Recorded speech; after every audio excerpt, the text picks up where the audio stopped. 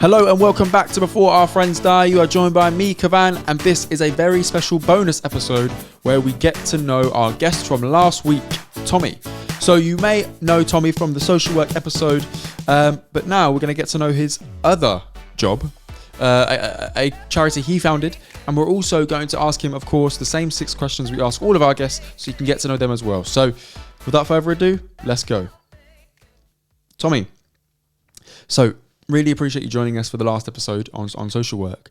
But you mentioned you were part-time. So I want to give you this stage now, I suppose, to talk about what it is you do in your spare time, shall we say. Yeah, no, thanks. Thanks for having me back. I think basically at the moment I'm 3 days a week as a social worker, but then 2 days a week I run my social enterprise called InsideUni. And basically the idea behind InsideUni is that some children are applying to university with big support networks around them. They're at a really good school. Yeah. They've got teachers who know how it works. They've got people who have been the year before them who they can ask how it works. And they've got all of that kind of word of mouth insider information. And then obviously most children are not applying with all of that information and knowledge. And so what we're really trying to do with InsideUni is get all of that word of mouth insider information from students who have successfully been through the process themselves, crowdsource that by collecting it from them, moderating it to make sure that it's really actually useful and it's not just people kind of saying their misconceptions about stuff, spreading full information about it, and then putting it online for free so that everyone can have that kind of information regardless of what background they're from or the kind of networks they've got around them. So that's what we've been doing at InsideUni. It started quite specific across Oxford and Cambridge, and then it's expanded out from there. So we're currently expanding it to all the medical schools as well, which is an exciting development for us. And we've had about 3,000 students contribute so far in terms of all of their information and experiences and advice. And we've been used about 750,000 times. Wow. I think at the last count, about 85,000 users. So we've managed to get like a decent spread. Weirdly, I think that it was across maybe 156 countries as well. So we've got a good global. Good reach. Global, absolutely. So yeah, it's gone well so far. And it's, I think, basically trying to harness kind of the power of that student community and giving that back to students who are about to go through that process themselves. That's amazing. I mean, first of all, props to you, because doing a social work job part-time is enough for anyone, enough social justice for anyone. To then go ahead and build your own social enterprise about supporting those into university is incredible. So well done. A few things that spring to mind then, I suppose. So as you know, I work in a university as well, and my main role is about access and participation. And every university has a access and participation plan, and the backbone of that plan is usually a theory of change which is informed by academic capital, so i.e. having the academic skill to get into university, social capital, again, networks, that ability to be able to maybe I don't know, your family's gone to university and you can get some advice on your personal statement, or you have a really good relationship with your teacher who can write you a great reference. Those levels of social capital. And then cultural capital, i.e. knowing what you're getting yourself in for and being able to navigate that space effectively to get the best out of the experience. That's what the APP tries to address. It sounds like you're doing a fantastic job. 750,000 times usage by 85,000 people across 156 countries is insane, and really altruistic. So before I get to your motivations, I'd like to sort of elucidate it for the listeners a little bit. What sort of form does it take? When I was going to university a few years ago now, the student room was a thing. It might still be. But it was about forums. Like, we're going through forums and reading all these long threads about, I don't know, what's the best card to get, or what's the, do I get the rail card or do I get the overdraft? Which one do I do? All those sort of questions. What does InsideUni look like? Yeah, I mean, it's funny you should mention student room because, I'm not going to criticize it too much because I'm sure there are good parts of the student room. I'm sure there are, yeah. I definitely remember when I was applying, ending up on student room and finding myself on threads from like 2008 with something written by someone with a weird username and an even weird username picture thing. Red flag. Like, exactly, being like, I don't know, I got 400 million A stars at GCSE and I got rejected by everywhere. And like, you get this kind of like ridiculous long thread that is kind of hard to navigate. You don't necessarily find the information that you want. And most importantly, when you do find the information, there is absolutely nothing to say it's going to be reliable, because it could be written by anyone. Yeah. And most likely it was probably written by an 8-year-old messing around in an IT lesson. So I think like, yeah, that's kind of, I guess, the problem that we're coming up against. I guess in terms of what InsideUni is like, it's trying to harness the fact that actually people want stuff that's written by students who have been through what they've been through. That's why Student Room is so popular, because it's relatable and you're listening to people who have been through it the year before you, whatever it is. So trying to like maintain that relatability but also be really reliable. So the form of the project is actually a website. So it's a website, InsideUni.org. Get that plug in there. Yeah, and, definitely. I think what the form that it takes is that we've got different types of student written content. So we've got a lot of content that focuses on interview processes in particular. And so what it was like to go through that process, the kinds of things that you talked about, even just like the physicality of being there in the room, what it feels like, what it looks like, all those kind of things, which unless you've spoken to someone, you're then walking into that for the first time otherwise. So it's just as important on that kind of, like you say, the cultural side of it almost as it is on the academic side of it, as knowing what to expect when you're walking into those kind of things. And we've also got lots of student written guides across different subjects and different courses, which are basically like collections of resources and advice that we've gathered from students who are currently studying those subjects at university about things that they found really useful when they're applying. And so it's kind of like that curated student content that otherwise you're going to have to scroll through all these threads for and all this kind of stuff, but it's just curated by students in one place. And then the final stuff we do is like video content. So getting panels of students from different backgrounds or from different geographical locations, or even who have been studying like different subjects, to speak about what they've gone through to get there, what it was like, their advice in retrospect. And they often are YouTube live events originally. So we've got like questions coming in that they're answering with which hopefully solves lots of people's kind of FAQs about what happens. So they're the kind of three main styles of content. And it's on a free website that anyone can access. And just a reminder, that website is InsideUni.org. Love Thanks that. very much. No problem at all. I mean, like I said to you before, this show, Before Our Friends Die, is all about having conversations we want to have before we leave this planet. Sometimes those conversations are urgent and they really need to be had, but also it's about finding people who have done what we want to do and finding out how they did it. InsideUni.org is that, students sharing their experiences. And I think it's really, really important that it comes from the horse's mouth, so to speak, for students by students. A couple of things I want to pick up on. So my brother, he's studying to be a dentist right now in Leeds. How do students get involved? If he wanted to get involved and contribute to Inside Uni, how would he do that? Yeah, well, the both good and the bad part of this is, the good part of this is it's going really well, so we're expanding. The bad part of it is that we haven't yet expanded that far. So as I said, we started with Oxford and Cambridge, and we're currently going to all the medical schools. The next step after that is going to be lots of other universities and courses. And actually dentistry is one that we were really thinking about, because it's got all of those additional steps above and beyond the normal processes. Yeah. So basically the types of processes that we're looking to focus on are ones where they're especially complicated as well. So you've got like an extra interview or an extra admissions test or all these kind of things. Obviously we want to get everywhere eventually. Yeah. Might take some time. So at the moment, my advice to him would be to hold tight and to watch this space, because we'll hopefully be coming that way before too long. But if you go on our website, InsideUni.org, to get that in there again, there's also a Get Involved page as well. Love that. We're, especially when we're crowdsourcing some of that information, that's where we start that process. So I definitely recommend people to go on there and see if we've covered what they're doing by the time they go on there.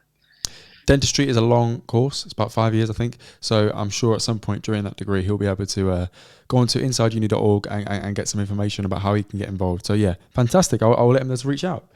So Tommy, thank you, first of all, for sharing your social work experience and then the Inside Uni experience with us as well. The questions that the listeners want you to answer now are quite random, but they give you a great insight. Sorry, they give them a great insight into who you are. So the first question, Tommy, is who is the richest person in your phone book? Wow, now that is a good question. The richest person in my phone book. God, that's going to be quite a boring question to ask a 25-year-old who's a social worker who's just out of the thing. FYI, you don't have to say who they are, but what they do would be useful. Yes, yeah. The richest person in my phone book. Do you know what? It might well be. So, like I was talking about in the other podcast, before I went into social work, I did some work in politics and policy, and so I've met a few interesting politicians and people like that. And I would say I probably shouldn't say exactly who, but I would say that some of them are likely to be some of the richer ones, whether for good or for bad, getting the money in those kind of ways. But yeah, I was lucky enough to kind of meet people like that before going into social work, and yeah, I would say that some of them have probably not done too badly for themselves. I think we've had a range of people on here who have given us a range of richest people in their phone book. I don't think we've ever had a politician, so that's a first on the network. I mean, immediately I'm thinking of Matt Hancock, who was just on I'm a Celeb, so I'm thinking he's got a nice fat check some way, somehow.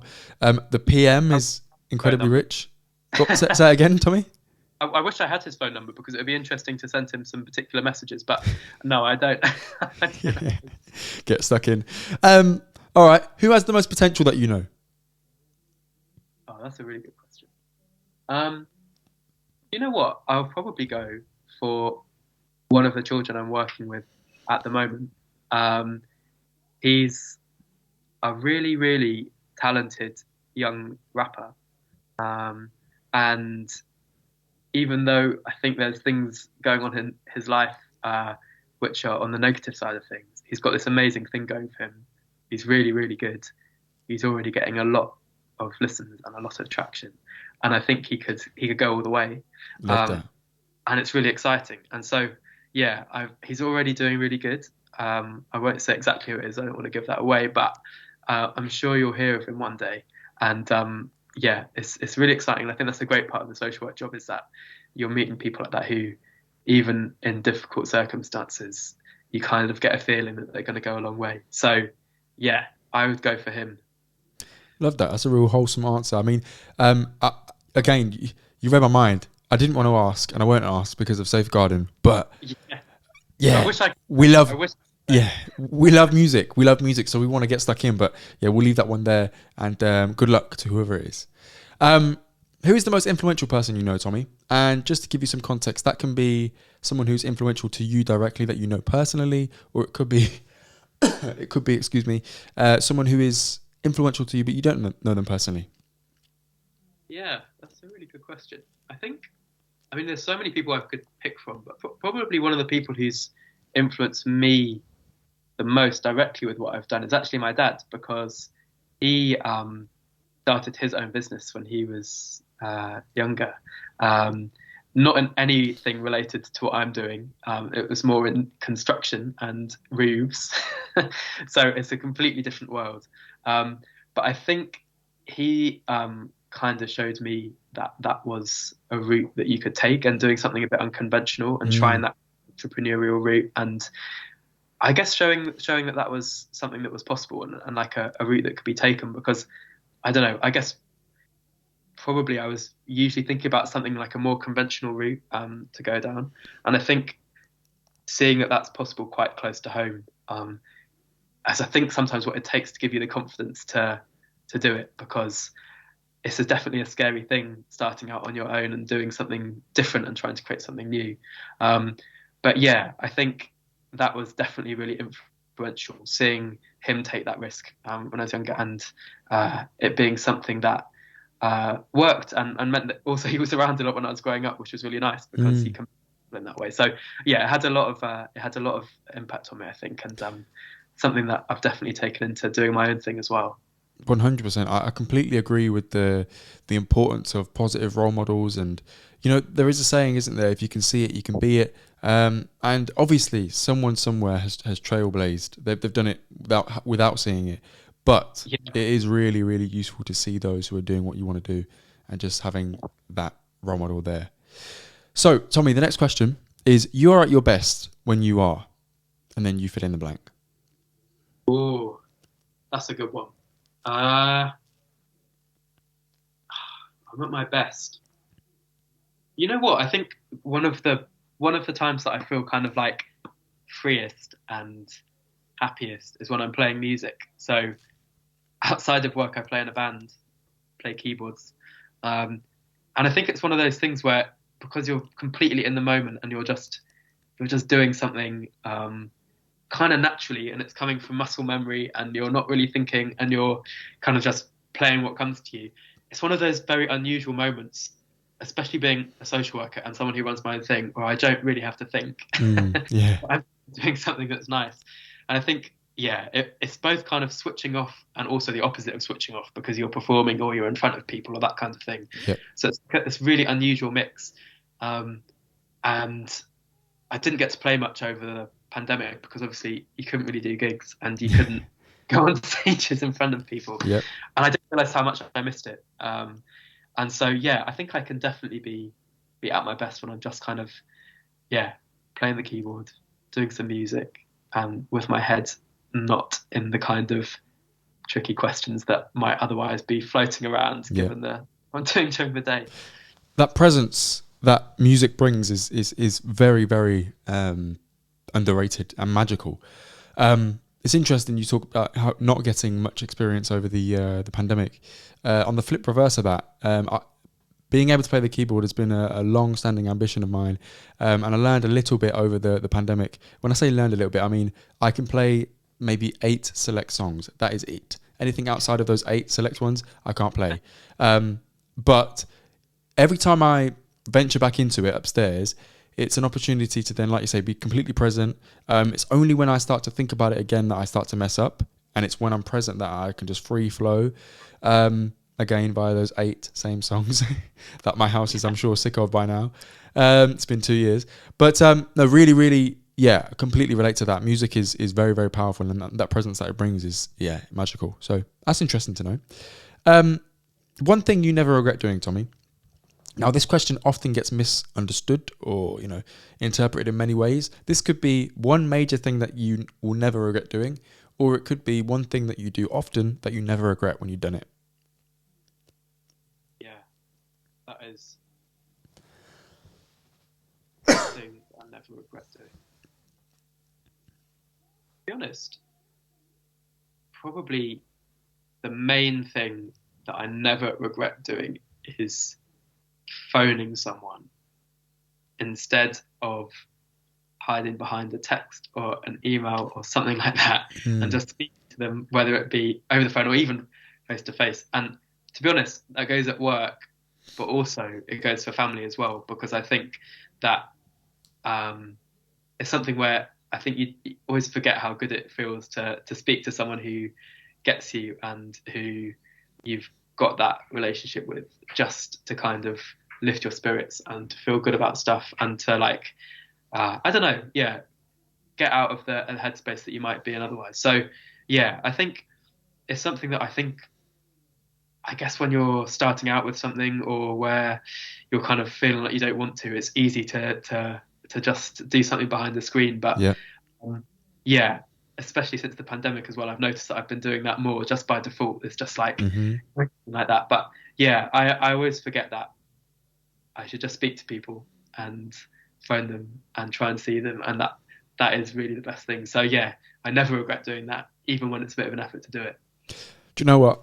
This is why I love these podcasts and these questions in particular as well, because it challenges me. I've never heard that answer before, but you're right. It resonated with me, and I'm gonna try and make a few phone calls after this, because yeah, I think if you're listening to this as well, pick someone and give them a call, because yeah, that's what we want over here. Where do you see yourself in 5 years? The classic question. Yeah, I wish I had a clear answer to this one because that would Don't we make all? things more simple. Um, yeah, I mean, I'd love InsideUni to be doing really well and for that to have taken over the world Come and on. for to have grown the team even more and for me to be running that, and that would be absolutely amazing. We already are doing that. We just brought on a new program manager, and it's been amazing just to kind of see that grow. But I guess in like a more general sense, I'd love to start using some of that practical stuff that I've learned from doing the social work and working kind of on the ground in the communities where this stuff's happening and working within the services that are often talked about, as well as kind of my experience of starting something by myself and doing something a bit more widely, to maybe see if I can have a bit more of an impact on a wider policy level and try and change some of those structures that are holding us back when it comes to doing all these things. Because I think it can be really rewarding and amazing as a job doing something like social work, but like we were speaking about in the other episode, it can also be very frustrating when you come up against those blocks that you're just so too junior in the food chain to have anything to do about, and people well above your pay grade are the ones who really need to be sorting this out. So I'd love to start to try and feed through some of my learnings really from having worked in that area and being able to have a bit more of an impact at like a policy level. I think that would be like a big ambition for me, and maybe starting to communicate in more ways like this and like that post that we talked about last time about what it actually involves in social work is a good way to start having that. So I'd love to move towards that and trying to generalize out and using some of the stuff I've done so far to make a bit of a wider impact. Well, talking of question one, who's the richest person in your phone book, and then wanting to make an impact on policy, maybe there's a reason to reach out and call someone there, Tommy. I think that you're exactly right. And it's, I'll ask them for a bit of money while I'm at it. Indeed. Last question from us now. So this is going to require you to think back 10 years to who you were 10 years ago, and then what advice you now would give to them. Yeah. So I'm 26. Cool. So I would have been 16. Yep. Just about to do my GCSEs, I guess, or like limbering up in that direction. Yep. So I remember being very nervous, very stressed all the time, wanting to do really well at that. And I guess, the advice I'd probably give myself looking back is that I probably could have been less stressed and uptight about those things that happen at school, and it wouldn't have mattered because I worked really, really hard at school and managed to go to a really good uni and do a really good degree in these kinds of things. Actually, all I needed to do a job that I've absolutely loved and that has taught me so much and meant that I've learned so much is a degree from anywhere in anything. And I could switched and done it. And obviously I don't regret doing what I did and working the way I did, and it gave me the privilege of having lots of options, and so at least social work was then a choice. It wasn't something I was sort of forced in. I think would have made it less interesting. But I guess the form that advice takes is you can do really amazing, impactful, rewarding things regardless of where you're at right now, and it's not as difficult a change to make as you think it could be. I think like I was interested to know all of the different ways you could get into social work that I never knew of. And like I was mentioning before, some of the absolute best social workers I've worked with are people who've grown up in the area. They've not got any of the qualifications that I worked towards so hard when I was at the age of 16 10 years ago. Were living life in a very different way, not a worse way, just a very different way. And they've ended up in exactly the same position as me 10 years down the line, which is as a social worker working in those positions, doing the same things, having the same impact, if not more impact at the time. So I think I would tell myself there's lots of routes to feeling fulfilled and feeling happy and feeling like you're doing something that is impactful. And it's not always how you think it's going to look. I would never, ever, ever have said that I was going to end up as a social worker at the age of 16, and I didn't even know what one was. So little did I know how things were going to change and where I was going to end up. So, I think that's what I'd say. I love that. And what better way to close off than with advice like that? To just take it easy. You never know where you're going to end up, right? But keep working, keep pushing forward, and somewhere you'll be able to look back, or someday you'll be able to look back and say, 10 years ago, who'd have thunk it? On that note, Tommy, really appreciate you joining us. Thank you. Your time has been so generous, so really appreciate it. If you enjoyed that episode, don't forget to go back in the archive and listen to Tommy's journey into social work. What's social work really about, and what has he learned along the way? Also worth noting, if you want to get in touch and share with us your thoughts, your comments, please do email akhi&saltfish@gmail.com. But also don't forget, we're on social media as well. So at Before Our Friends Die Pod on Instagram, at akhi&saltfish on Instagram and Twitter.